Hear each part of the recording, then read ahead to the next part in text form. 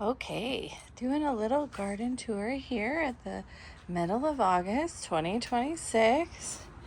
Come over here and show you my large coleus. The ones on the left, we've got a red one and a green one, and then on the right, just a red one. And those came from seeds from Rose. And the middle is all mostly just annuals, although there's some dead nettle in there or lamium that maybe I could plant somewhere else. Coming around to here, we've got the banana plant that is doing fairly well. And I'll come down the stairs and you can kind of see as I go. My planters are pretty overgrown at the moment. I still have pansies in here, and at this point I figure, well, we're getting back into pansy season in not too long, so I'm just gonna leave them. Over here to the side, I'll show my protected roses, which I cut back at the beginning of the Japanese beetle season, and you can see I've got some blooms there, and I think I will probably take off the protection here pretty soon, because mostly the beetles tend to be mostly gone by the middle of August. All right, coming down the steps. I did just weed yesterday, so know that there's always a lot more weeds than what we've got going on right now. We've got still lavender in bloom and this little dogwood that seems to be doing all right. I don't know about my echinacea. They look like they just bloomed out, and so I'm not sure that they are doing super well. Over here, the Rudbeckia is in full bloom, which is great. And coming along here, we've got the Coreopsis is doing its thing. And then right here, we're starting to have the sedum is starting to bloom. And you can see as well back here one of my other roses. And then my hydrangeas are actually kind of floppy this year. I've never really had them be floppy before. And it's kind of like a little bit of a strange thing. So I don't know. Usually, sometimes I've cut them back all the way to the ground. And I think this last year I cut them like to a third. So maybe I'll go back all the way to the ground this year. I've got a lot of weeds in the grass. We just had an inch of rain today and an inch of rain yesterday. Some of the first significant rain of the entire summer. So I'll try to get after the grass, maybe do some weed treatment here in a little bit. These hydrangeas are looking past their prime, but they are hanging in there. This is their second year, and for the most part, they haven't been droopy or wilting. So I call that a success. We'll see in the next couple of years if they're actually able to thrive in this spot.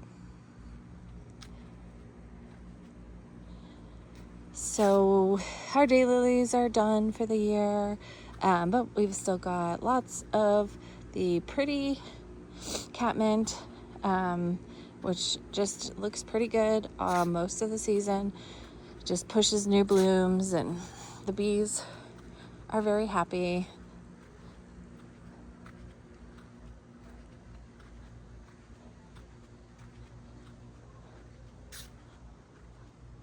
And again, I did weeding yesterday, so it doesn't usually look this good. I am sure there are some weeds that I did miss.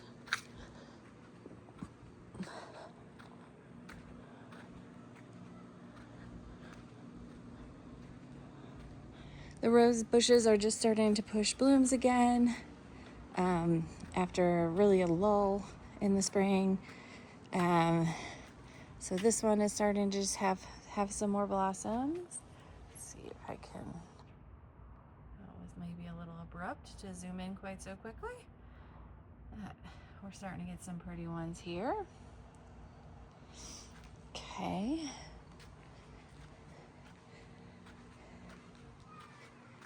Coming into the backyard, I just took down all of the aspen that were popping up here, and treated that with some sucker punch to hopefully keep those in check. Over here we've got peppers, so I do have peppers on the plants. Let's see if I can find some to show. So right here we've got nadapenos. This is pretty much my zinnia grove this year, smaller than normal. Just didn't get a lot of germination. I know I planted some of Rose's seeds. I don't know if I see any or if I'm sure what hers would look like. But those got thrown out here this year as well. So the tomatoes are just starting to put on some red tomatoes over here. And the cherry tomatoes are just starting on this, my Super Sweet 100 cherry plant. The other tomatoes that I planted seem to have blossom and rot this year. Let's see if I can show you that. So not sure if it's affecting all of them, but many of them. And so that's kind of a bust. But I'll still have cherry tomatoes. I just planted some some beans and some carrots. I threw down seeds yesterday since it had rained, and we're kind of in this monsoon cycle. You can see the big zucchini plants. So I think earlier I had said that I had to replant this all the zucchinis, but so far it's been, I haven't found too many squash bugs. I found a couple early on and I got after those.